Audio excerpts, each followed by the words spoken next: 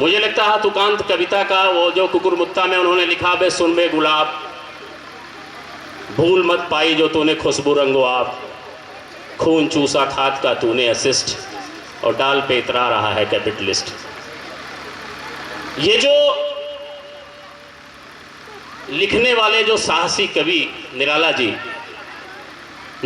की भिड़ंत गांधी जी से भी हो गई थी। हिंदी साहित्य सम्मेलन था और भाषण में हम सब के नायक महात्मा गांधी जी ने कह दिया कि हिंदी साहित्य में रविन्द्रनाथ टैगोर जैसा कोई स्थान नहीं है। ये बात निराला जी को बहुत चुभ गई और उन्होंने गांधी जी से कहा कि 30 मिनट का समय हमें आप दे दीजिए। मैंने तो पढ़ा है बांग्ला और मैं उसका अनुवाद करके भी आपको बता दूंगा, और मैं ये भी बता दूंगा कि हिंदी साहित्य में कौन कौन ऐसे लोग हैं जो उनके स्तर को छूते हैं। मैं दोनों ये तीनों रविन्द्रनाथ टैगोर जी को भी, निराला जी को भी और महात्मा गांधी जी को भी आज नमन करते हुए मैं तीसरा प्रसंग सुनाता हूँ। जब दिनकर जी और जवाहरलाल नेहरू जी संसद की सीढ़ियों से उतर रहे थे तो जवाहरलाल नेहरू जी के पैर एक जगह फिसल गए। नेहरू जी गिरते गिरते बचे और दिनकर जी ने उन्हें संभाल लिया।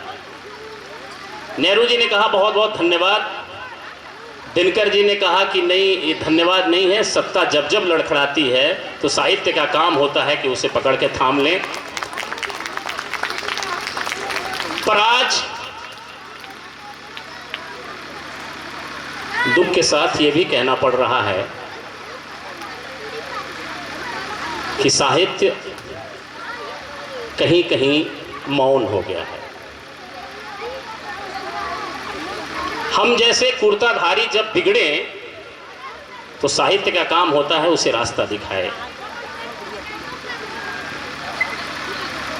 खैर, मैं विषयांतर नहीं होना चाहता, लेकिन मैं एक बात कहना चाहता हूं कि हम लोग छात्र राजनीति से निकले हैं। हम लोगों ने बशीर बद्र की के शेर पढ़े अपने भाषणों में, दुष्यंत जी को पढ़ा।